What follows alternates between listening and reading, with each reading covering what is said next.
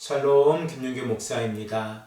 오늘 이 시간에는 신명기 5장 1절에서 5절의 말씀을 근거해서 십계명을 지켜 행하라 라는 제목을 가지고 함께 하나님의 말씀을 생각해 보겠습니다.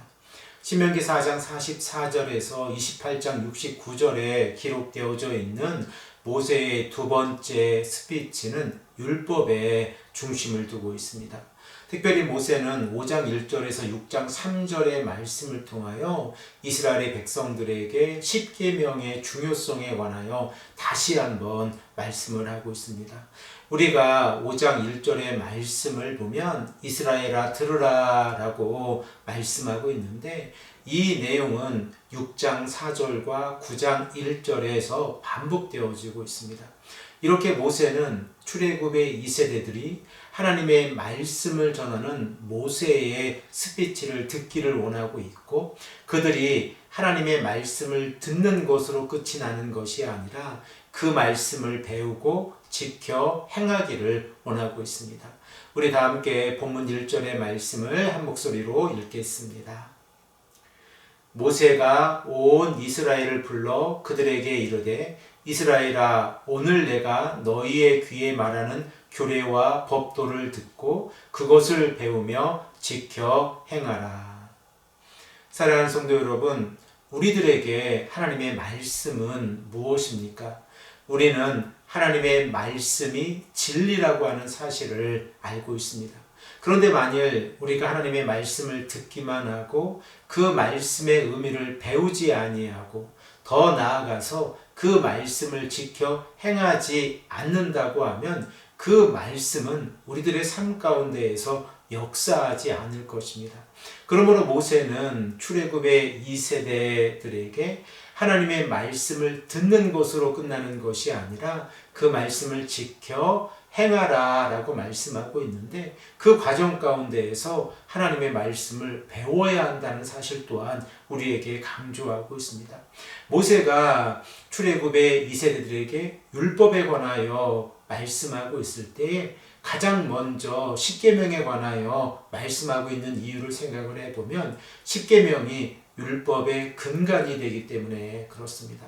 이스라엘 백성들은 하나님께서 이스라엘 백성들과 맺어주신 언약의 관계 가운데에서 십계명을 통하여 하나님이 누구이신가를 깨닫게 되어지고 그 십계명을 지켜 행함으로 인하여 하나님의 자녀로서 이 땅에서 올바른 삶을 살아가게 되었습니다. 그러면 이스라엘 백성들에게 있어서 하나님과 맺은 언약은 어떠한 의미를 가지고 있습니까? 지금 출애굽의 2세대들은 자신들의 조상들과 하나님과 맺은 언약의 의미를 다시 한번 생각을 해 보아야 합니다. 그런데 만일 출애굽의 2세대들이 자신들과 하나님은 직접적으로 언약을 맺지 아니하였다고 하면 그들에게 모세는 어떻게 이야기를 해야 합니까? 이러한 질문을 배경으로 해서 오늘 본문 말씀 2절에서 3절의 말씀을 보면 모세는 이스라엘 백성들에게 권면합니다. 우리 다 함께 이 내용도 함께 읽겠습니다.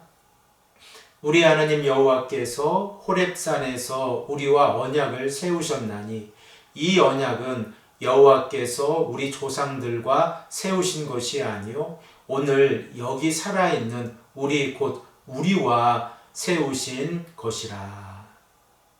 언약의 백성들이 하나님의 말씀을 듣고 그 말씀을 배우고 순종함으로 지켜 행해야 하는 이유를 이스라엘 백성들에게 모세는 강조하고 있는데, 하나님께서 출애굽의 2세대들과도 직접적으로 언약을 맺으셨다고 하는 사실입니다. 그러므로 언약의 백성으로서 출애굽의 2세대들이 율법을 지켜 행하는 것은 그들의 삶의 원칙이 되어지고 동시에 하나님을 섬기며 우상을 멀리하고 믿음의 길을 걸어가는 삶의 기준이 되어진다고 하는 사실입니다. 그런데 지금 출애굽의 2세대들의 모습을 우리가 추측해 보면 그들은 자신들의 조상들과 맺은 언약을 지금 우리가 왜 지켜야 하는지에 관한 의구심을 가지고 있습니다.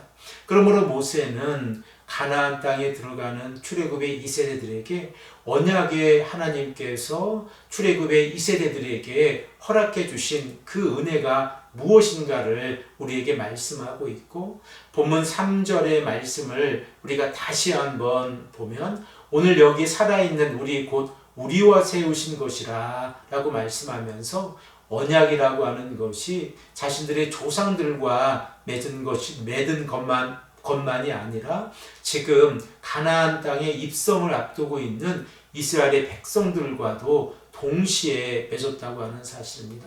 더 나아가서 우리는 하나님의 구원 계획을 깨달은 자들로서 예수 그리스도의 십자가의 보혈과 부활의 능력을 믿고 있는 우리들의 삶 가운데에서도 하나님께서 언약을 맺어 주시고 우리들의 삶을 인도해 주신다고 하는 사실을 깨달아야 합니다.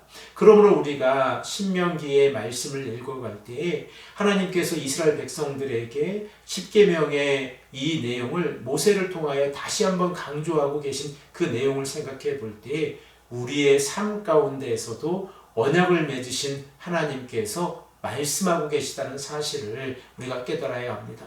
본문 4절에서 5절의 말씀을 보면 하나님께서는 모세를 통하여 이스라엘 백성들에게 어떻게 나타나셨는지에 관하여 다시 한번 말씀하고 있습니다.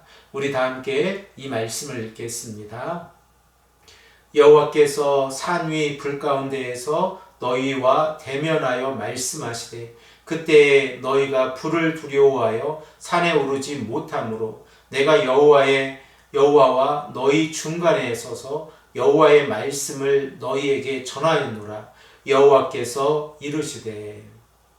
이렇게 이스라엘의 백성들이 거룩하신 하나님을 직접 만나지 못하였을 때에 모세는 하나님과 이스라엘 백성들의 중보자가 되어져서 하나님께서 말씀하신 그 내용을 이스라엘 백성들에게 전하였습니다. 그리고 그 내용이 십계명이라는 사실을 우리가 너무나도 잘 알고 있습니다.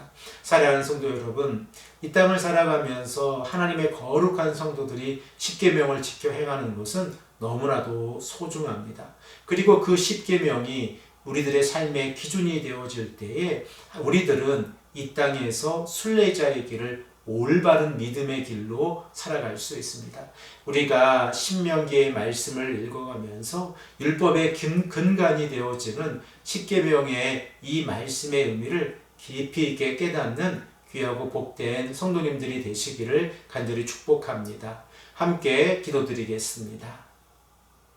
아버지 하나님 감사합니다. 오늘도 우리에게 말씀해 주셔서 언약의 백성들이 하나님의 말씀을 듣는 것으로 끝나는 것이 아니라 그 말씀을 배우고 그 말씀을 지켜 행해야 한다는 이 사실을 깨닫게 하시니 감사합니다.